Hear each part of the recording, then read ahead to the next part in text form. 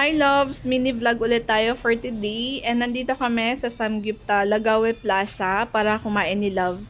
So morning pa lang nito pero gutom na kami agad. Kumain naman kami sa bahay. Anyway, para may energy kami mamaya mag-ayos doon sa cafe shop namin. So ang daming nagtatanong mga loves na kailan daw kami mag-o-open. So next week, ipopost ko siya sa mga social media accounts ko mga loves. Abangan nyo.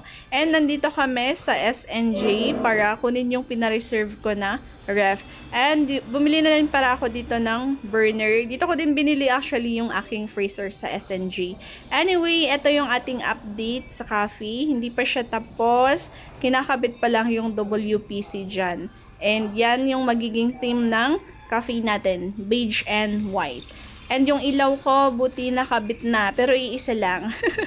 Trinay lang kung umilaw. Umilaw naman. So bukas siguro mag-iilaw na yan lahat. So as of now, recording is November